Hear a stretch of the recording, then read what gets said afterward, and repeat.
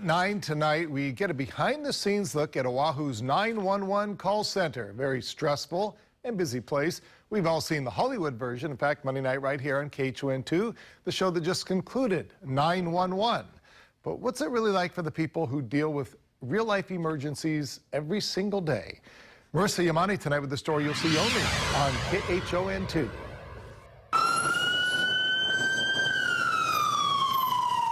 Whenever there's an emergency, the first person you speak to may be one of these people. 911, police, fire, or the ambulance. Stay on the line. I'm connecting you to police, ma'am. This is the Honolulu Police Department's Communications Division located at the main station. When you call 911 on Oahu, this is where the call ends up. Answer your call, please stay on the line. They get more than 1 million calls a year. I'll have officers go by, okay? Jairus Nakamatsu has been a police radio dispatcher for 4.5 years. I love how it's different every day, and I love the teamwork aspect and helping the public. And they not only help the public, and such are calling 3 Bravo 167. but they also serve as the vital lifeline to the officers out on patrol. We do have a 1010 on the way. We're going to be making sure where they are, if they need any outside agencies to come help them, like EMS or fire department or anything like that, and any checks on maybe any weapons or anything involved. We have to relay that to the officers that are out there. It's different from what you see in the movies and on TV shows like Fox's 911. 911, what is your emergency? Help, please, can't breathe. What is your location, sir? Ocean Park in Lincoln, by the sushi place. Sushi restaurant, Ocean Park Boulevard, Lincoln Boulevard. A lot of the technology they have on the movies and TV, it's not realistic. So we can't really track somebody's location right there in that exact spot. We might have a general area, but here we have to verbally ask the caller and make sure where they are and what's going on. That's why it's so important that you give the call taker your exact location. Okay, what's the address going to be? Including the street number and name and cross streets or any landmarks nearby. And we'll put that into the computer, and that gets sent to the radio, where the dispatcher will dispatch an officer, and the officer will take him from there. And we'll always be documenting where the officer is and what's going on with that call. He says there are times when the job can get stressful, especially if you personally know the caller. But it's rewarding knowing you're helping others. If you're interested in working here, HPD is hiring. We're always looking for more people. And so right now we have about 139 staff, but we actually have authorized staffing of 167.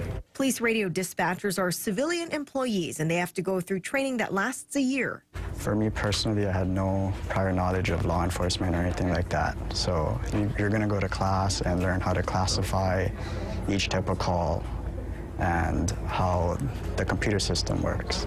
They make $38,000 the first year and $43,000 after that. And it only goes up from there. In fact, way up if you work a lot of overtime. So what kind of person are they looking to hire? So really, you got to be dedicated to public service. You don't want to serve the public. You have to have good communication skills, and also you got to be able to multitask. HPD is accepting applications for police radio dispatchers on a rolling basis. For more information on the requirements and how to apply, we have a link on our website, khon2.com. Okay, thank you, bye. Marissa Yamane, KHON2 News. Marissa, thank you. We are learning more about an extortion scam where the scammers are pretending to have kidnapped your loved one in an effort to pressure victims to pay up. In a recent case, a man paid the scammers $750 after they said they kidnapped his wife.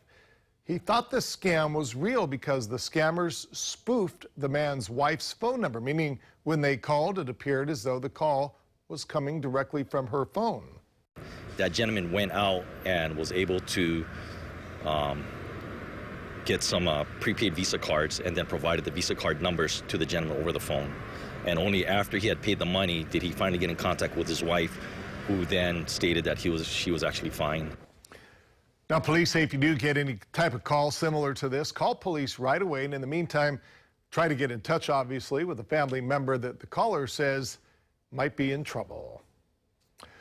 If you've noticed, it's getting more difficult to get a doctor's appointment. If it seems that way to you, you're certainly far from being alone. In fact, the doctor shortage in Hawaii is only worsening. So what's being done to help it out? Gina Mangieri tonight is always investigating.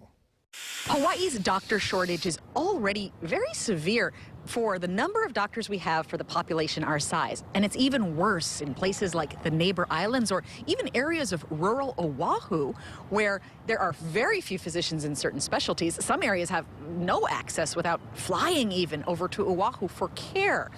We are starting to look into what is driving this physician shortage. And here's what some of the experts had to say about some of the main factors. We've seen the retirement age get, lower and lower, in part because of these uncertainties in payment transformation, electronic health records. If you take out the number of physicians who are 65 years or older, the gaps widen tremendously. So if so many older doctors are choosing to leave the profession, what's being done to bring newer doctors into the business? Well, medical school is one of the most expensive degrees you can get. Here at the University of Hawaii John A. Burns School of Medicine, they're trying to make a big difference. Nearly a third of a recent class had full ride scholarships. They're hoping to do more to make it one of the most affordable medical degrees around. And that is a big help, especially for a young doctor who's going to have to afford rent in Hawaii like the rest of us. We're looking into what other kinds of solutions are out there to keep the doctors we have, attract the new doctors, and try to make a dent in fixing the severe doctor shortage. All of this and more is on tonight at 10 on Always Investigating. Back to you. Righty, Gina, thank you. Coming up next, why Honolulu Hale is all lit up in gold and black tonight. Plus, the city medical examiner taking the witness stand in the case of the 3-year-old girl who died after a root canal procedure at her dentist's office. Today we're here to talk about trucks. I love trucks. Well, what truck brand comes from the family of the most dependable, longest-lasting full-size pickups on the road? I think it's the Chevy. Ford. It's not Ford. I think it's Ram. Not Ram either. That's It's Chevy. Gorgeous. Get a total value of $11,000 when you finance with GM Financial. That's over 20% below MSRP on this Chevy Silverado. See your Hawaii Chevy dealer.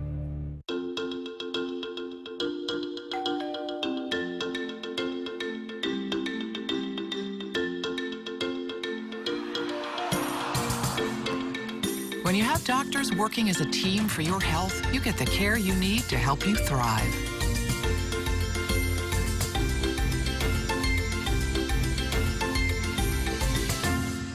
Visit kp.org to learn more. Kaiser Permanente.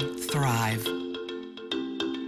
When you grow up in a big family, struggling to make ends meet, you really understand that it's unacceptable that people working full-time jobs, leaving before daylight, returning after sunset, continue to live in poverty. That's why I'm fighting for a $15 minimum wage and paid family leave. We need to put families first. David Ige and Josh Green, Democrats for Hawaii's families. We're gonna see if people can guess where these crispy chicken tenders are from. That's a great chicken tender. Do you think it's from Burger King? No. But it is from Burger King. Wow, I thought they were known for burgers. That's very good. Introducing juicy white meat crispy chicken tenders. Only at Burger King. The future of water is here today. Experience the Kangen Sui Cube, the antioxidant home water system from Hanunaka Inc. Change your water. Change your body. Call 596-2555 and ask about our free demonstration. You're watching the KHON2 News at 9. Honolulu Hale is lit up tonight in Pittsburgh's official colors of black and gold.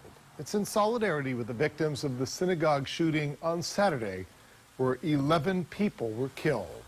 Today, the suspected gunman Robert Gregory Bowers made his first appearance in court. He was shot and wounded in a gun battle with police. Authorities say he expressed hatred towards Jews during and after the rampage. It is believed to be the deadliest attack on Jews in U.S. history. Back here at home, day 3 for the Kailua dentist on trial for the death of a 3-year-old patient. Lily Geyer charged with manslaughter and assault. Today, the Honolulu chief medical examiner took the witness stand. He revealed Finley Boyle's cause of death was infection from the breathing tube she had while she was at the hospital in a coma following the visit to Geyer's office. The thing that caused her to have that tube